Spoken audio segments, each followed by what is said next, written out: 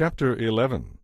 At one time the whole world spoke a single language and used the same words. As the people migrated eastward, they found a plain in the land of Babylonia and settled there. They began to talk about construction projects. "Come," they said, "let's make great piles of burnt brick and collect natural asphalt to use as mortar. Let's build a great city with a tower that reaches to the skies, a monument to our greatness. This will bring us together and keep us from scattering all over the world."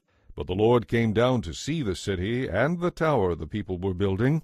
"Look," he said, "if they can accomplish this when they have just begun to take advantage of their common language and political unity, just think of what they will do later. Nothing will be impossible for them. Come, let's go down and give them different languages. Then they won't be able to understand each other." In that way the Lord scattered them all over the earth, and that ended the building of the city. That is why the city was called Babel, because it was there that the Lord confused the people by giving them many languages, thus scattering them across the earth. This is the history of Shem's family. When Shem was 100 years old, his son Arphaxad was born. This happened 2 years after the flood. After the birth of Arphaxad, Shem lived another 500 years and had other sons and daughters. When Arphaxad was 35 years old, his son Shelah was born. After the birth of Shelah, Arphaxad lived another 403 years and had other sons and daughters.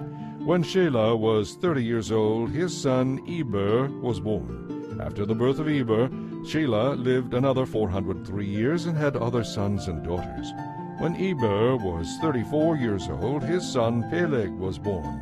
After the birth of Peleg, Eber lived another 430 years and had other sons and daughters. When Peleg was 30 years old, his son Reu was born. After the birth of Reu, Peleg lived another 209 years and had other sons and daughters. When Reu was 32 years old, his son Serug was born. After the birth of Serug, Reu lived another 207 years and had other sons and daughters. When Serug was 30 years old, his son Nahor was born.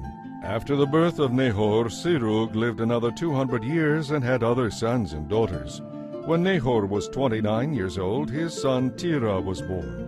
After the birth of Terah, Nahor lived another 119 years and had other sons and daughters. When Terah was 70 years old, he became the father of Abram, Nahor, and Haran. This is the history of Terah's family. Terah was the father of Abram, Nahor, and Haran. And Haran had a son named Lot. But while Haran was still young, he died in Ur of the Chaldeans, the place of his birth. He was survived by Terah his father. Meanwhile Abram married Sarai, and his brother Nahor married Milcah, the daughter of their brother Haran. Milcah had a sister named Iscah. Now Sarai was not able to have any children. Terah took his son Abram, his daughter-in-law Sarai, and his grandson Lot, his son Haran's child, and left Ur of the Chaldeans to go to the land of Canaan. But they stopped instead at the village of Haran and settled there. Terah lived for 205 years and died while still at Haran.